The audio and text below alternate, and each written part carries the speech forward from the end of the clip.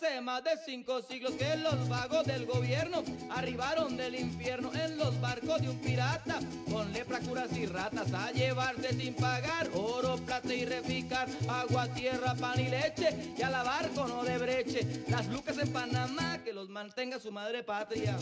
Buenos días, buenas noches, buenas tardes, donde quiera que se encuentren ustedes. Mi nombre es Antonio Arias y este es el programa La Historia de las Palabras. Como ya establecimos, la historia de las palabras está basada en las tradiciones orales mayas, en donde implican que los dioses hicieron a los hombres y al verlos ahí, sin tener alguna forma de crecimiento, se dieron la tarea de crear las palabras. Con rocas, con aguas y todo, crearon 2 espejos y ellos aseguran que tenemos nosotros 2 espejos y a través de la conversación nos reflejamos el uno en el otro y eso nos da la oportunidad de ser uno en dos en un momento, y en la plática, al retirarnos, aprendemos algo del uno del otro y crecemos. Tenemos con nosotros al maestro García, quien pues, hemos hecho lo más que hemos podido por más de 25 años desde el levantamiento de Chiapas, y al profesor Eduardo Correa de Colombia. Maestro Correa, buenos días, ahí donde está.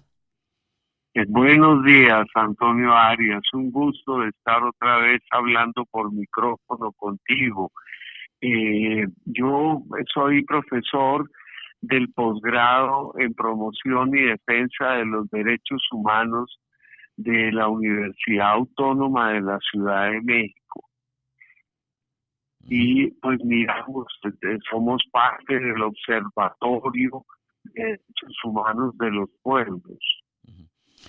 Una de las cosas que tratamos de hacer en el inicio del programa, de los programas, a quien nos da la confianza de platicar con nosotros, es de que la persona al menos nos dé una idea de su persona, de dónde es. Sé que usted que es colombiano, cómo estudió, cómo fue algo que nos dé una idea de su persona.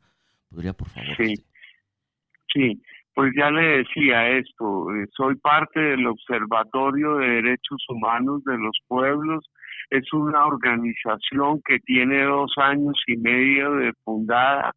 Nació en Oaxaca, en el estado de Oaxaca, con una presencia internacional importante y con la presencia de poblaciones y organizaciones de Oaxaca y de otros estados de México, de Guerrero, de Morelos, de Michoacán, y eso es lo que nos permite estar mirando lo que está ocurriendo en el mundo entero. Nosotros tenemos hoy sedes en todo Centroamérica, en Colombia, en Sudamérica, en varias partes de Estados Unidos, España y Suiza. Y ese es nuestro trabajo quizás más importante, estar comunicando y mandando mensaje de todas las violaciones que se están cometiendo contra nuestros pueblos. Maestro, usted es colombiano, ¿verdad? Sí. ¿Dónde se inició con esta curiosidad a lo que está pasando? Sí, yo hace muchos años trabajé en proceso de paz en Colombia cuando estuve viviendo allí.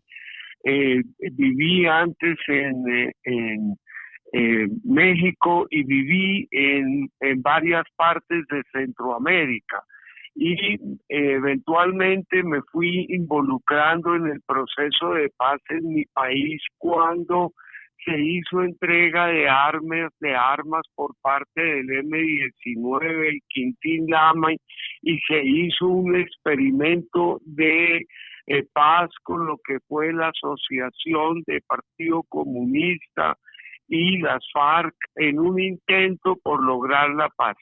Eso se llamó la Unión Patriótica, y el resultado de esa experiencia fue unas masacres terribles que llevaron al asesinato de más de 3,000 miembros de la Unión Patriótica y dirigentes de los partidos liberales de la Alianza M-19, que terminaron igualmente asesinados, incluyendo 3 candidatos presidenciales.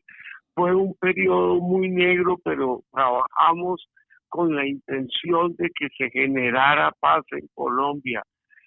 Todavía esa experiencia se sigue buscando y esta ha sido, digamos, mi punto de partida, de acercamiento a la mirada sobre lo que le está ocurriendo a nuestros pueblos.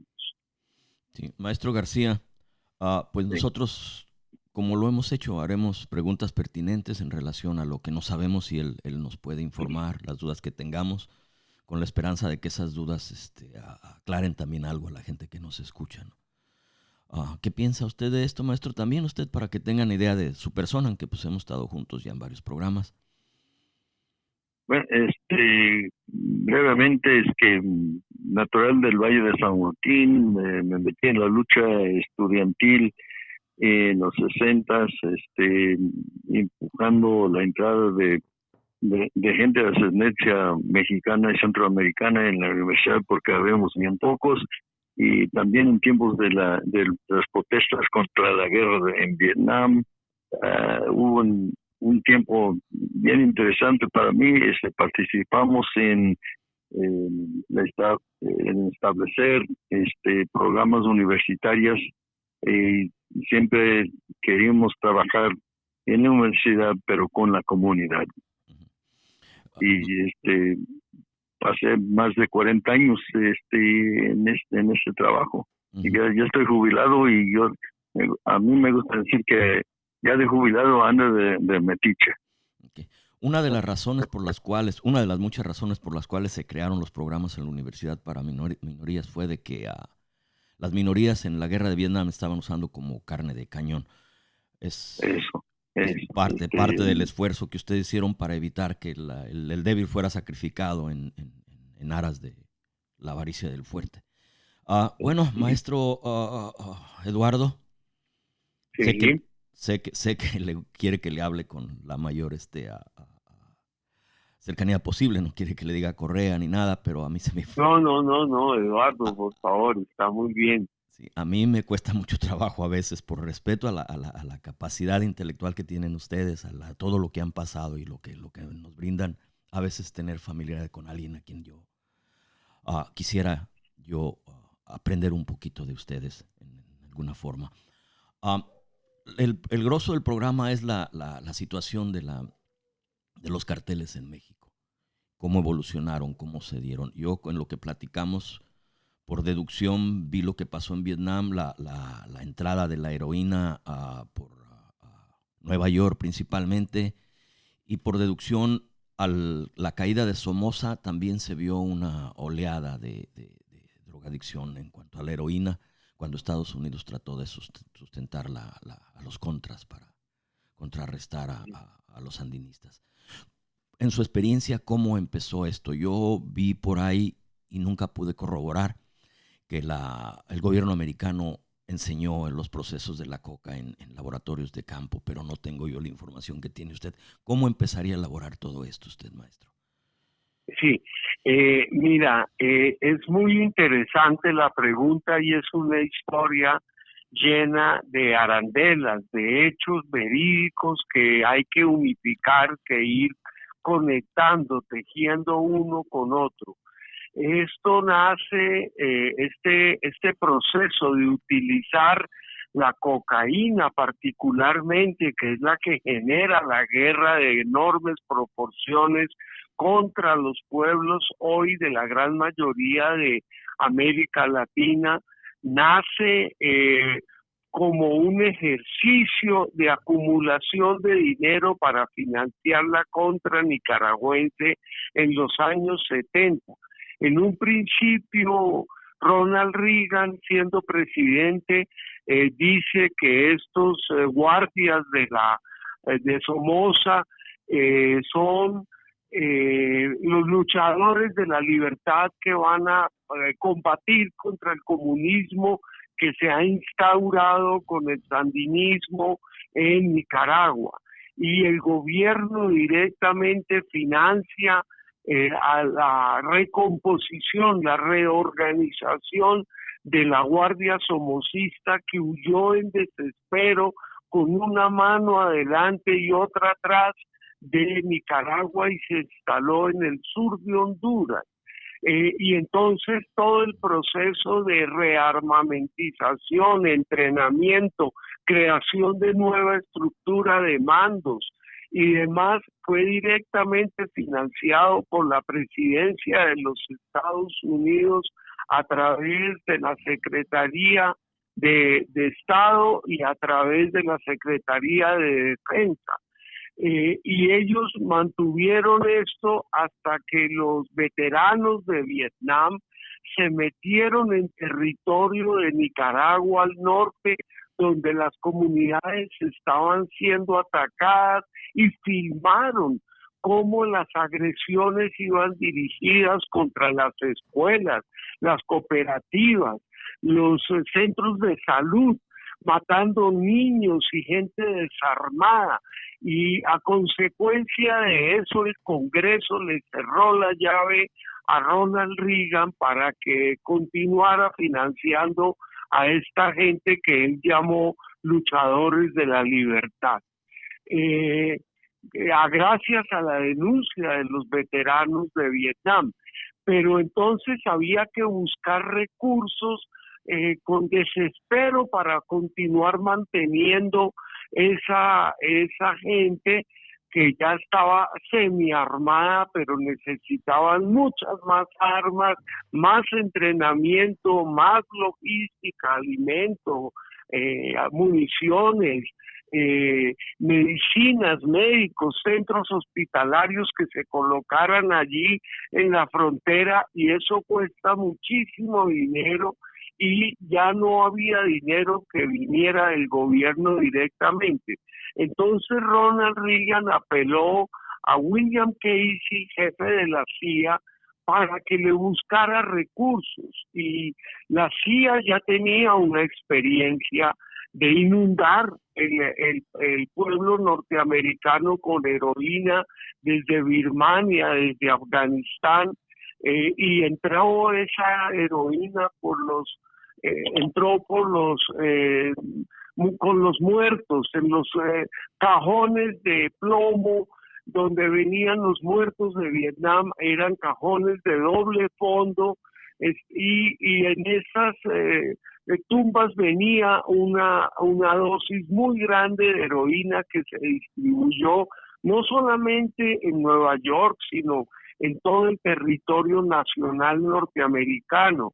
De esa manera pretendieron financiar una guerra en Camboya, una guerra oscura, una guerra oculta.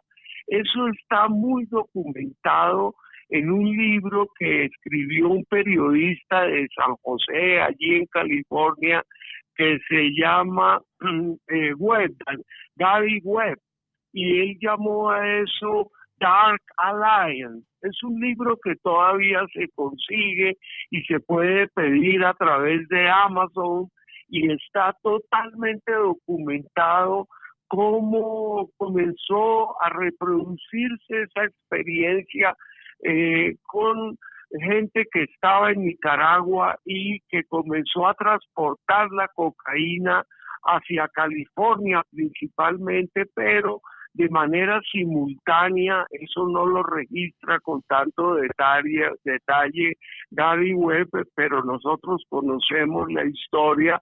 También entró por las islas del Caribe a Miami, a Nueva York. El cartel de Cali se hizo fundamentalmente, su asiento lo puso con ayuda de la contra nicaragüense en California, y el cartel de Medellín entró fundamentalmente a Miami y a Nueva York. Y con ese dinero se siguió financiando la contra. En su punto de origen, para poder conseguir el dinero para comprar 3 DC-3 y para poder montar el laboratorio de cocaína más grande que jamás existiera en la selva de Bolivia, en el Parque Nacional de Huanchaca, en ese momento se llamaba así, pero a raíz de que en ese sitio asesinan al botánico Kempf, hoy el parque se llama Parque Nacional Kempf. Allí montaron el laboratorio y compraron las líneas de aviación, las 3 aviones que sirvieron para transportar la cocaína originalmente y después sirvieron para movilizar la logística necesaria para la contra nicaragüense. Ese dinero inicial se logró a través de la venta de armas para Irán, que Estados Unidos había apoyado a Irak para que atacara e hiciera una guerra permanente contra Irán. Y habría que recordar que el Shah en su momento había comprado todo el armamento de guerra a los Estados Unidos. No había forma de que los aviones, los tanques, la logística militar de Irán pudiera funcionar sin que llegara el armamento necesario directamente desde los Estados Unidos. Pero dado que el ayatollah y los estudiantes se habían tomado la embajada de los Estados Unidos durante el gobierno anterior al de Ronald Reagan, Carter, entonces se prohibió que se vendiera cualquier clase de armamento al gobierno iraní. La CIA, de manera oculta, le vende esas armas al gobierno de Irán y con ese dinero montan el laboratorio en la selva amazónica de Bolivia y montan el transporte con el que se inicia a gran escala el movimiento de la cocaína. Tengo los detalles muy minuciosos de todo esto porque no solamente leí el libro de Gary Webb, sino muchos otros libros de la región en Sudamérica que nos permite identificar la actuación continua de la CIA, de la Marina de los Estados Unidos en todo este negociado tan tremendo que se hizo para poder financiar la contra nicaragüense y que es el principio de un acuerdo entre la CIA y los gobiernos latinoamericanos para poder combatir las resistencias y hacer el inicio de las tomas territoriales de manera violenta contra los pobladores en Colombia, en Centroamérica y ahora en México. Un punto aclaratorio. La heroína y la cocaína por lo general por razones médicas se procesaban en laboratorios con mucho hermetismo, con mucha seguridad, generalmente con éter. Era un proceso bastante delicado y lo que hizo la CIA es enseñar la extracción de la cocaína en Bolivia con laboratorios de campo. O sea, sacó el genio de la botella y ahora ya es imposible meterlo. Eso fue lo que pasó, ¿no? En relación a enseñar estos procesos de laboratorio de campo.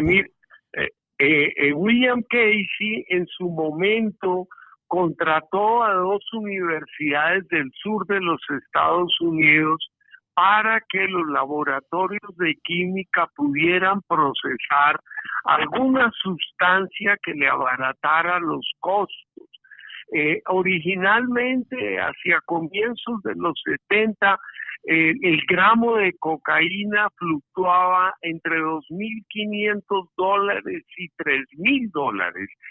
Se había acabado la producción de cocaína y entonces el lograr inundar el mercado con ayuda del FBI que decomisó a los grandes dealers toda la marihuana para que se pasara del consumo de la marihuana al consumo de la cocaína, ese negocio logró abaratar el gramo de cocaína hasta $200 o $300. pero seguía siendo demasiado costoso. Entonces las universidades que le ayudaron a William Casey produjeron, inventaron el crack que lo... ¿Aló? Sí, aquí estamos. ¿no? Perdón, pensé que nos estaban cortando. William Casey logró abaratar a 20 o 30 dólares el gramo del crack y se vendió ese crack en las comunidades negras de California, en Los Ángeles particularmente, pero también en Chicago, en Nueva York, y se abarató ese costo de manera tal que se generalizó el consumo. La universidad le hizo la aclaración a William Casey que el crack era muy peligroso porque iba a producir una pandemia de adicción. Y William Casey le contestó que eso era exactamente lo que ellos buscaban para producir un gran comercio de crack en las comunidades negras. Y eso está documentado, lo tiene muy, muy detallado. ¿Qué gente en Los Ángeles se encargó de montar esos laboratorios que transformaban la cocaína en crack? Y está documentado ahí con Gary Webb en Dark Alliance. Eso está muy detallado, la gente que terminó presa en la cárcel, la que no terminó, quiénes fueron los hacedores de todo este ejercicio. A Gary Webb en su momento le dieron el premio Pulitzer por los artículos que él publicó y que sus amigos reproducen en este libro de Dark Alliance. Retomando la hebra, entonces esto se logró que los laboratorios, un producto que antes se hacía en condiciones herméticas y de absoluto control, tanto con la heroína como con la cocaína, se logró que se hiciera en laboratorios de campo, con métodos un poco más económicos, y creó un mercado. ¿Qué daños tuvo en el lugar de origen? ¿Qué fue lo que creó ahí en Colombia, en Bolivia, en Perú? Sí, correcto. Eso también es parte de lo que ocurre. En un principio se montan laboratorios de campo con secrecía total por parte de los químicos que se metieron a hacer esa primera producción, pero después los campesinos fueron aprendiendo ellos mismos a pisar la hoja de coca y a producir su propia pasta, y los narcotraficantes comenzaron a comprar la pasta. Hoy en día buena parte de los campesinos de la región de Sudamérica son capaces de producir directamente la cocaína, ya no tanto con éter como con gasolina. Inicialmente creo que se fueron a la acetona y a otros químicos un poco más originalmente puros. Fue con acetona, efectivamente, el primer laboratorio. Tolueno, químicos un poco más volátiles, pero también más limpios en el sentido del resultado que se obtiene con la gasolina. Sí, y también con menos control. Eso hace que efectivamente muchos de los consumidores de cocaína arriesguen su vida, porque la calidad de lo que les están vendiendo en las calles no tiene nada que ver con esa cocaína que se comercializó a finales del siglo XIX, fundamentalmente en Europa, aunque también en Estados Unidos se logró un cierto consumo. Un consumo que se generalizó. Uno podía, según cuentan las historias de esto, se podía conseguir la cocaína en cualquier tienda de la esquina, y era la droga milagro porque curaba todo. Le dolía a uno el estómago y entonces se consumía droga. Le dolía a uno el ojo izquierdo y se consumía cocaína. Eso era bueno para todo. Y después las fuerzas conservadoras y las organizaciones médicas de los Estados Unidos se lanzaron en una lógica de que había que prohibir una larga lista de sustancias que no ha parado de crecer. Retomando la hebra, se crearon estos laboratorios de campo, se creó esta industria oscura. ¿Qué pasó ahí en Colombia? ¿Qué pasó en Perú, Mira, en Bolivia? en Colombia, al principio de la década de los 70, podría haber sembradas unas 200, máxima 300 hectáreas de hoja de coca que se utilizaban para consumo indígena. La coca es totalmente diferente de la cocaína. La hoja de coca es un gran alimento. La hoja de coca tiene minerales, proteínas, lo cual es muy raro en una sustancia de hoja verde que se tenga proteína, pero la tiene, y tiene vitaminas, variada cantidad de vitaminas.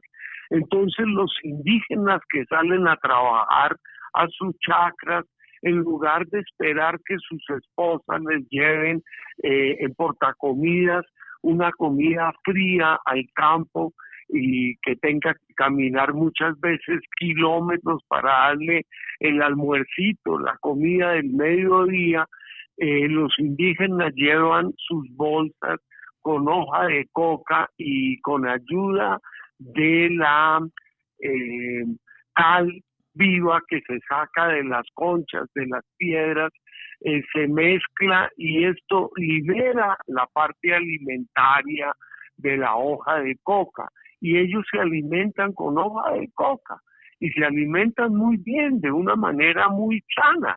Cuando se mira los rastros de cocaína que pudiera existir en los cuerpos de los indígenas consumidores, son nulos, no hay ningún rastro de cocaína, absolutamente. Y lo otro que es importante ahí es que pues en ese consumo pues era un consumo muy pequeño y por lo tanto en Colombia no había hoja de siembra de coca. Hoy se calcula que son 200.000 familias que siembran hoja de coca en la selva colombiana y se calcula que tenemos entre 140.000, 160.000 y hemos llegado hasta la cifra terrible de 180.000 hectáreas de hoja de coca. Es un proceso social gigantesco que no se acabó con el Plan Colombia, ni con la erradicación forzada y las fumigaciones bárbaras que acaban con la selva, que acaban con los peces, que matan niños, que produce cáncer. Eso no ha acabado y es la única medida que ha impuesto el gobierno de los Estados Unidos al gobierno colombiano como parte de los acuerdos de paz con las FARC. Se acordó que no se continuaría fumigando, que el daño sobre la selva, sobre la vegetación, sobre la comida de estos campesinos es enorme, los maíces, la yuca, la papa que se pudiera sembrar, muere toda con las fumigaciones aéreas sobrecargadas de paraquat, de glifosato. Eso se prohibió como parte de los acuerdos y Santos respetó eso, pero Duque no lo está respetando y es también un gran negocio para la vendedora de la sustancia. Que es la única que tiene autorización para vender esa sustancia que llaman en el mercado, ya se me escapó el nombre, pero ahorita me acuerdo más tardecito. Hay una situación en la que lo que pasó en Nicaragua para neutralizar lo que consideraba Estados Unidos una amenaza a su hegemonía, a su control, empezó a hacer destrozos en Colombia. El Gordo, todos estos familias que se dedicaron a poco construir organizaciones criminales, empezaron a crear también el destrozo social de Colombia. ¿Cómo llegaron ahí? ¿Cómo llegaron a lo que le llamaron ustedes el periodo de la violencia, donde había básicamente, Sí. no había día que no hubiera algo grave que pasara ahí, ¿no? Mira, la historia más renombrada y es muy parecida a la de todos ellos, es la de Pablo Escobar, por supuesto. Pablo Escobar es un tipo que nace robando tumbas, recoge el mármol de la tumba, lo lustra, lo pule otra vez y vuelve a colocar el nombre del nuevo muerto que quiere una lápida en mármol. Ese es el primer negocio. El segundo negocio de él es hacer contrabando. El tercer negocio, robar automóviles. Y cuando aparece el negocio de la cocaína, él se hace al primer envío grande que viene de la selva boliviana y lo recibe en la ciudad de Villavicencio.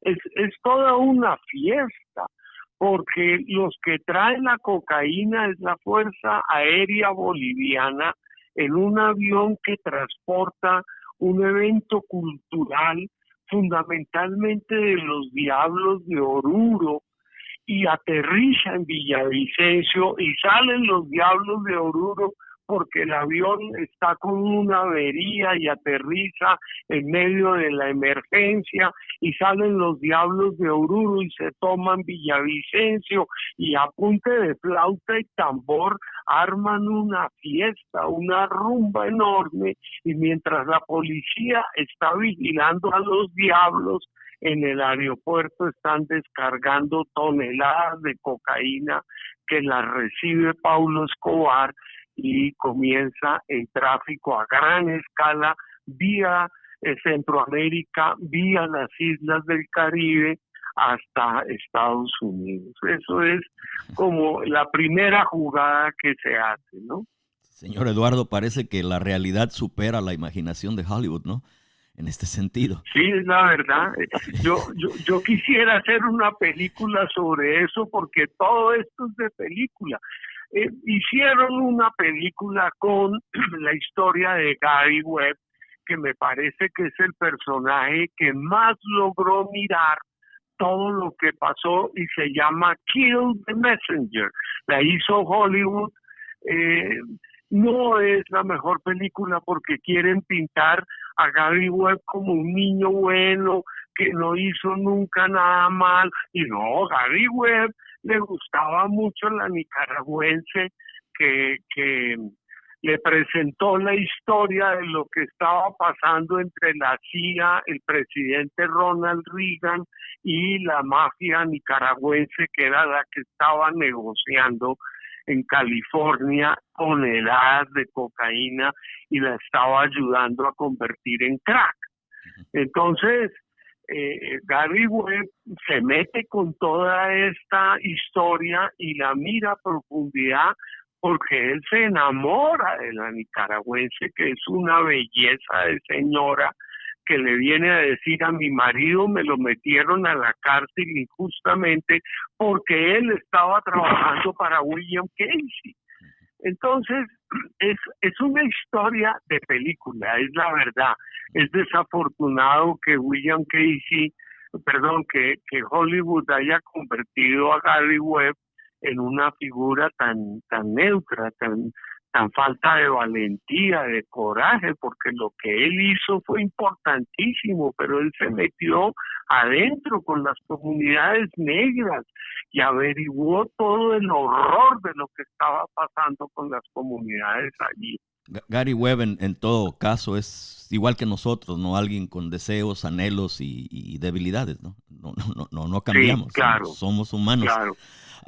Por eso ese libro es tan importante. Ese libro de Gary Webb es un libro importantísimo para mirar esta historia. Yo no he tenido la oportunidad de leer, he leído extractos y cosas sobre Gary Webb, pero lo que me llevó a mucho a empezar a tratar de ver este fenómeno fue el libro de Cocaine, que fue un abogado que vino creando la ley RICO, la ley de racketeering, o algo así, criminal, asociación criminal, para poder irse contra los carteles. Él creó esa ley de RICO y escribió este libro que se llama Cocaine. Y él, dentro de lo que él supo como abogado, vio el proceso de cómo entraba la droga, principalmente por el Caribe, en distintas islas, y cómo fue, dentro de su visión, derogando distintas sociedades, pero principalmente él se centró en Estados Unidos por las situaciones en Miami, en Florida, donde hubo confrontación y asesinatos, y creó esta ley de RICO. Pero sigamos la hebra. Esto crea para ustedes una desestabilización social, una derogación de todas las condiciones sociales o formas de relacionarse ahí en Colombia y en varias partes, y empieza a destrozarlos con el periodo de la violencia. Sí. Pero viene trayendo su lastre, su secuencia hacia Centroamérica, hacia México. Sí. Y los carteles de México, lo que hacen al principio es ser las mulas, los burros, los transportistas. No tenían ni la violencia ni la experiencia que tenían los grupos colombianos, pero empezaron ellos a tomar fuerza para llegar a lo que estamos. ¿Cómo poco a poco, dentro de lo que usted sabe, llegamos a estas condiciones? Sí, yo tengo una hipótesis y la dejo a nivel de hipótesis todavía, aunque cada vez tengo más cómo unificar y ir tejiendo una urdimbre de hechos que me permiten ir corroborando esa hipótesis. Hay que acordarnos que el nacimiento del neoliberalismo en América Latina comienza con el golpe de Estado en Chile.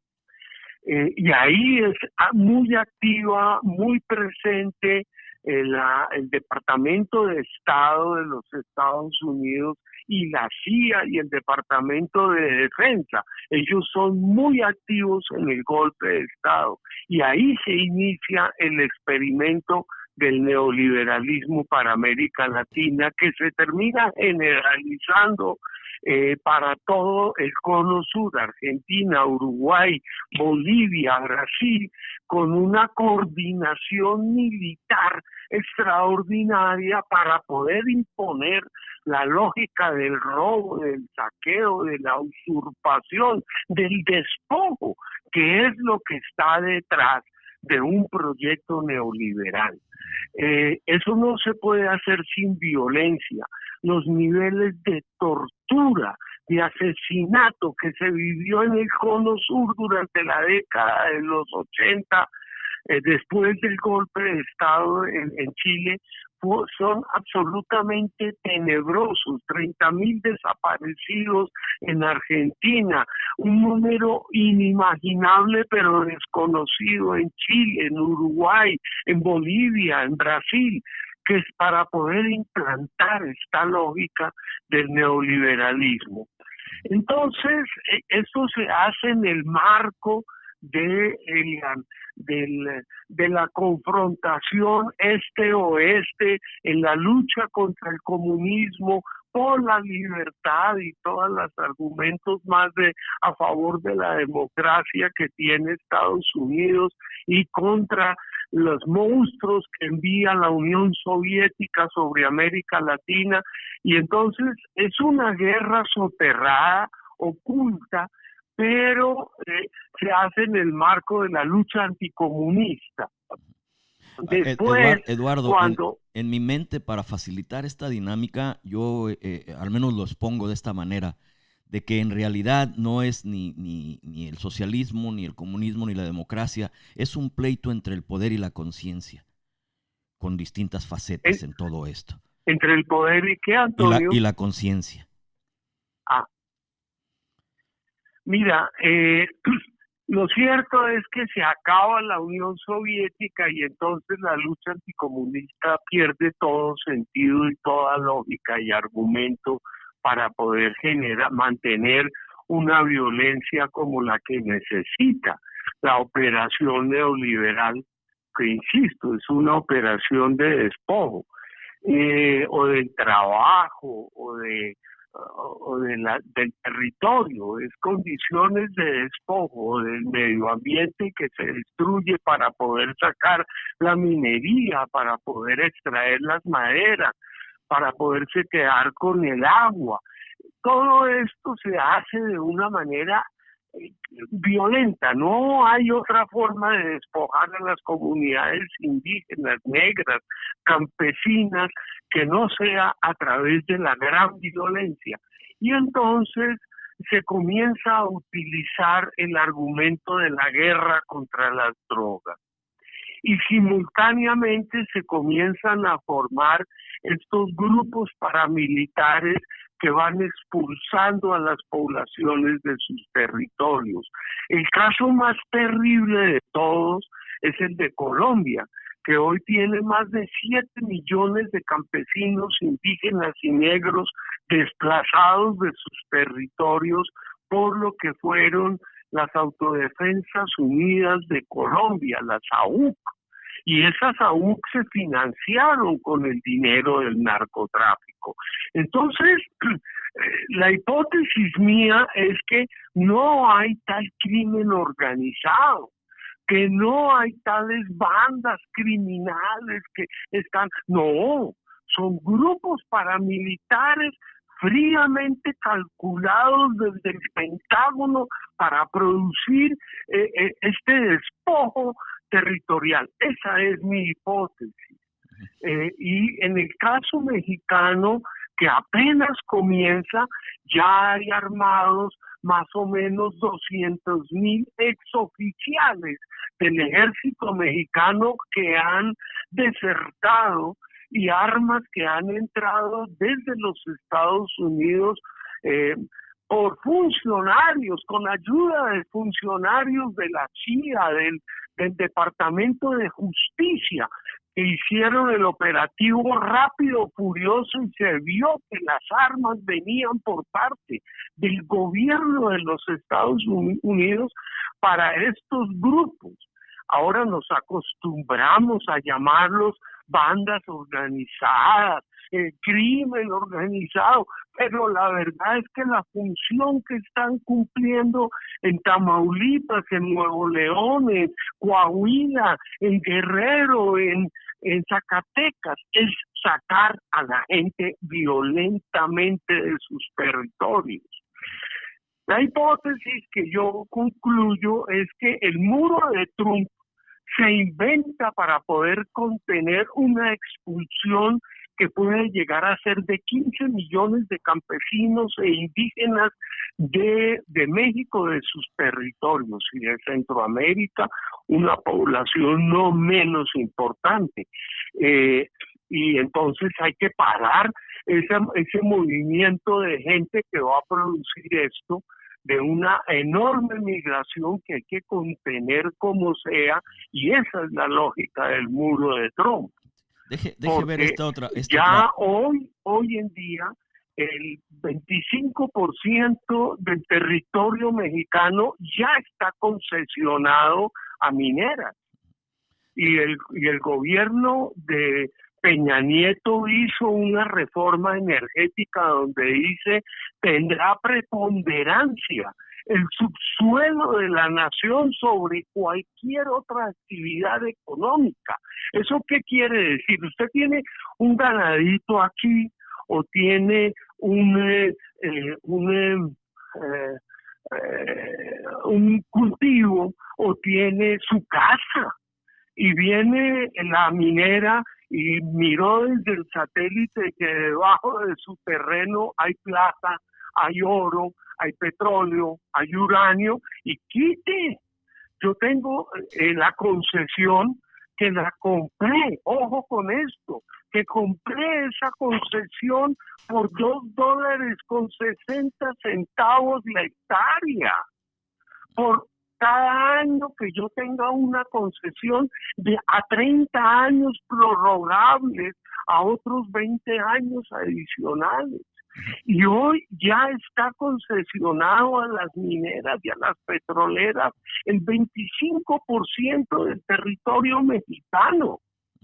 Entonces lo que viene es un proceso de despojo. Viene un proceso de apropiación de las aguas que son necesarias para poder producir los lixiviados del derrumbe de montañas enteras, para poder sacar el oro, la plata o la minería que se quiera sacar, el cobre, lo que se quiera sacar, y la gente va para afuera.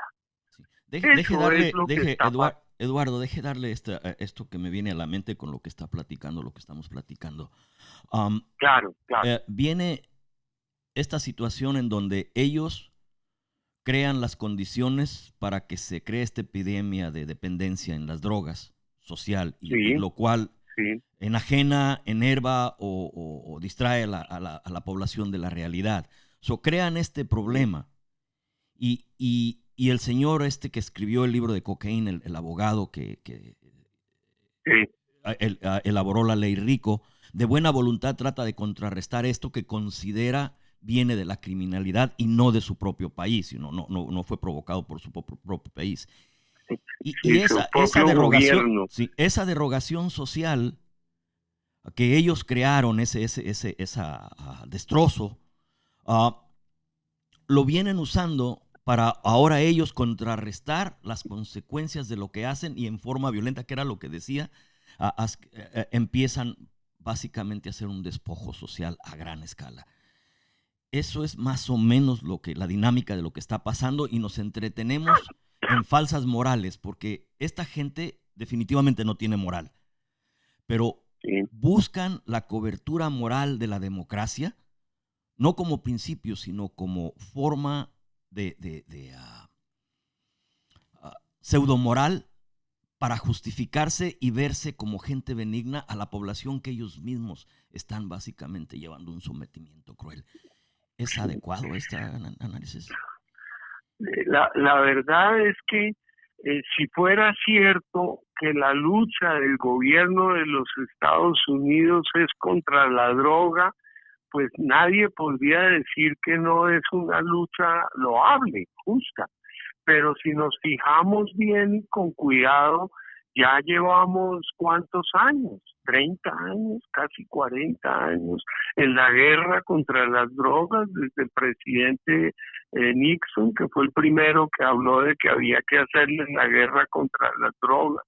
Y eso no ha parado, y no para de crecer. Eduardo, entonces, no solamente hay que cuestionarse la eficiencia de la guerra contra las drogas o del proyecto de paralizar la producción y el consumo de droga, sino hay que cuestionar cuál es la intención que está detrás de esto, porque todas las agencias norteamericanas están involucradas en el negocio, la CIA, la DIA, el FBI, los agentes fronterizos. Es que no hay otra manera de explicarnos cómo es que entran toneladas y toneladas año tras año de distintas clases de droga por la frontera sur de los Estados Unidos. Eso no es ineficacia, eso es complicidad. Y entonces ahí no hay moral. Eduardo, es lo más inmoral que puede haber, justificar que se están matando gentes en los territorios de Centro, Suramérica, México, a lo loco por parte de las autoridades, donde se mueren sacerdotes, se mueren jueces, se mueren periodistas, por decirlo menos de lo mejor de estas sociedades, y claro, se mueren también campesinos y gentes del pueblo en cantidades alarmantes, en procesos de desaparición forzada de miles de personas. Eso es la guerra contra las drogas. Pero Eduardo, eso ocurre en el marco de una complicidad.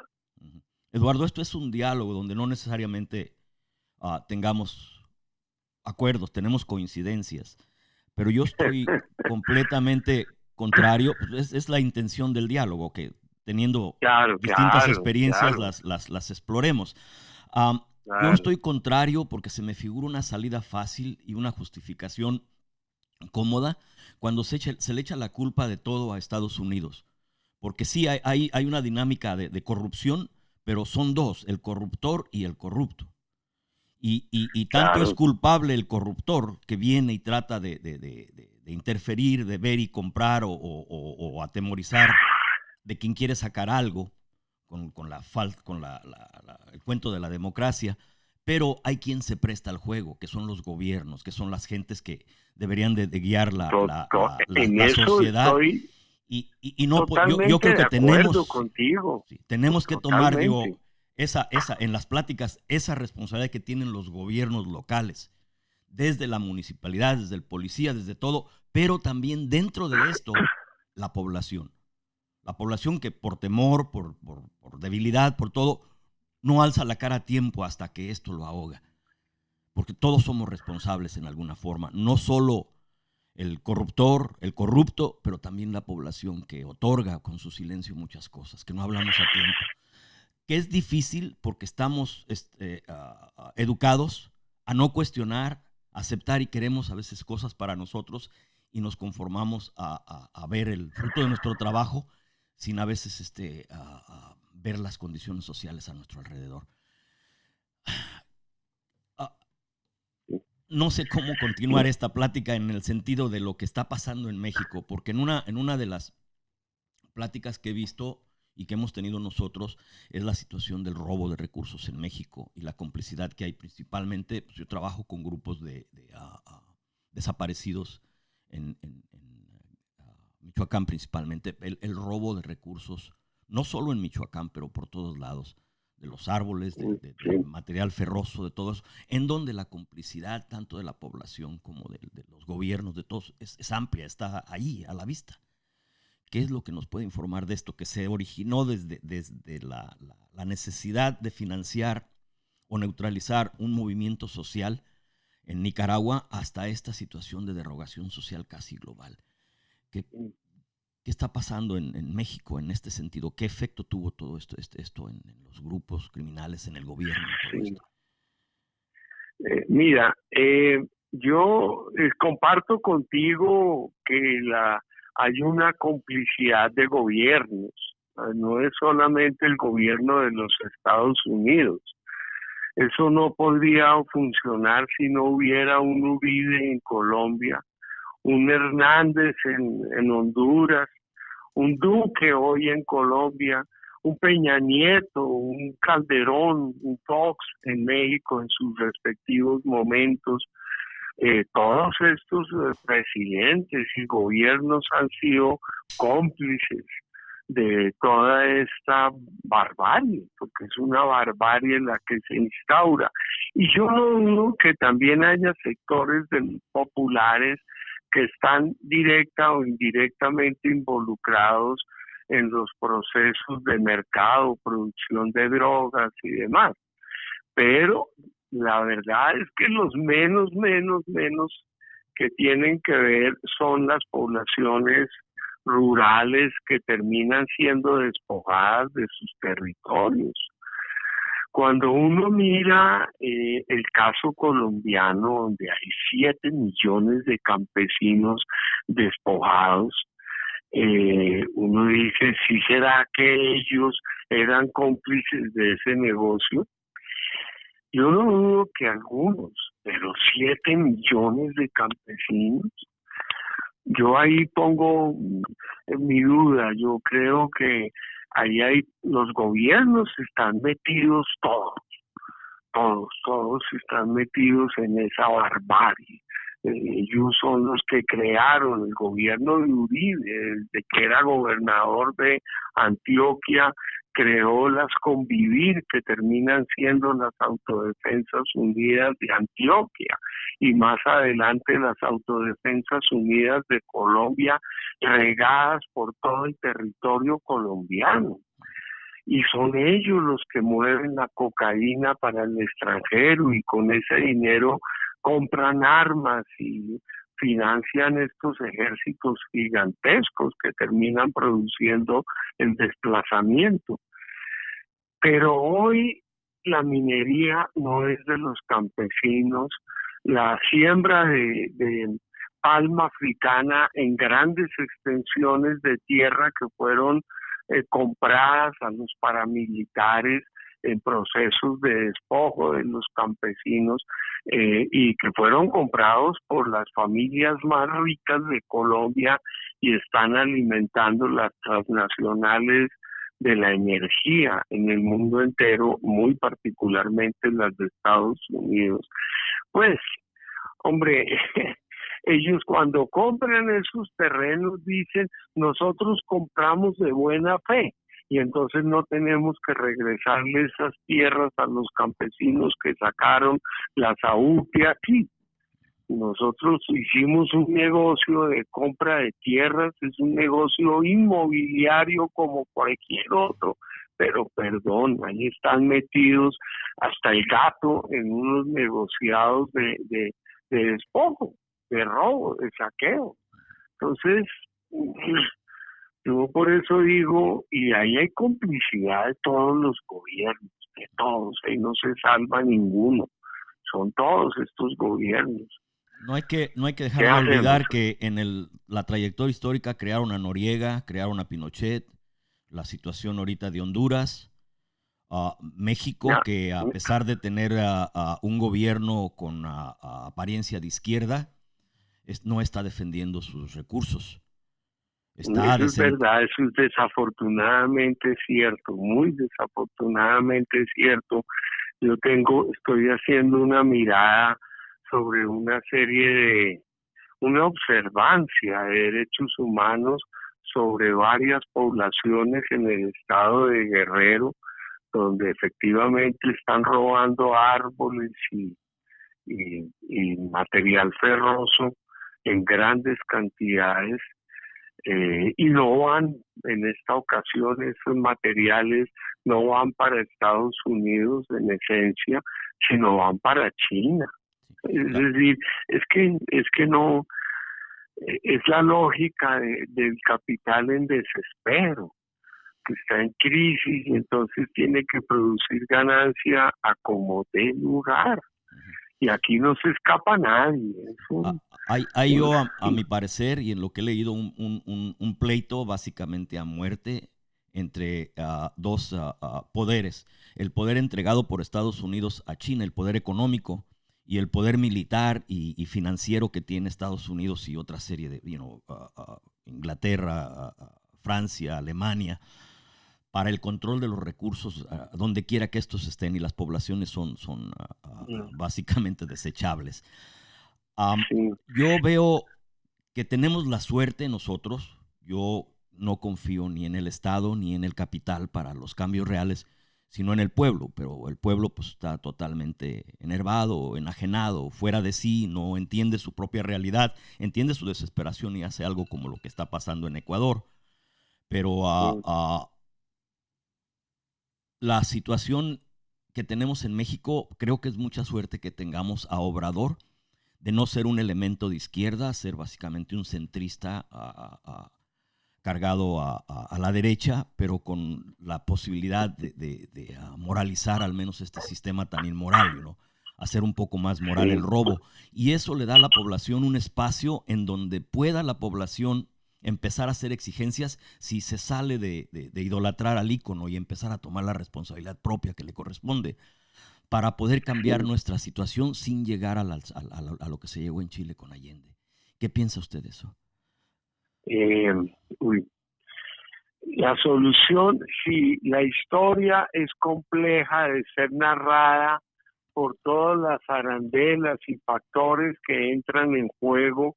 Las propuestas de solución son muchísimo más complicadas, muchísimas más complicadas. Yo, por supuesto, comparto contigo que se necesita el desarrollo de procesos organizativos de los pueblos para poder hacer resistencia sin caer en el desespero, pero tomando la historia en sus manos. Eso en principio es verdad, es necesario, es lo justo.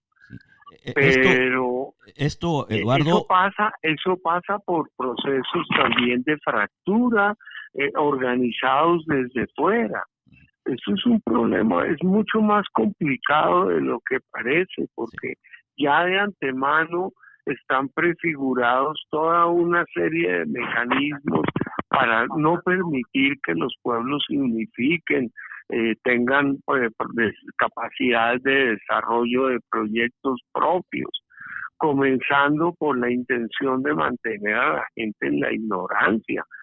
La ignorancia... O en la dependencia, en el ícono, en la ilusión de un salvador y no tomar la responsabilidad propia, que es parte de lo que me preocupa en la relación que estamos actualmente pasando con México. Sí. También en cuanto a las drogas, sobre todo el proceso que hemos investigado y de introducir drogas a propósito es despolitizar a la gente químicamente. Sí, enajenarla, sacarla de su realidad para que sea más controlable, ¿no? Sí, pero a veces hace por la educación, a veces hace por la introducción de drogas en ciertas vecindades, porque el sistema dice que democrático funciona según quieren ellos, si no participamos bastante de nosotros. Democracia y no un cuestionamiento social, porque para mí la democracia es un diálogo social en donde de ahí se va a seleccionar alguien para que lleve a cabo algo que pide la gente y es responsable frente a todos, no es una imposición a los demás como actualmente es. Se reduce la democracia a el proceso electoral y eso no lo es. Claro, totalmente de acuerdo. Es difícil intercambiar o tener un diálogo con toda la riqueza que tiene de conocimientos, Eduardo. El tiempo se nos está venciendo. La otra vez me pasé con 18 minutos y no sabían qué cortar por el artista, el muralista hondureño que tuvimos. Y tenemos todavía unos cuantos minutos. Para mí, parte de lo que nosotros hemos visto en el trabajo humanitario es de que las poblaciones logran procesos, pero son tanto destrozados por el gobierno como a veces también los problemas del ser humano, ¿no? Que nos caemos al ego, caemos al yo soy más que, yo soy el líder y se me tiene que obedecer, y no llevamos estos procesos educativos dentro de nosotros mismos.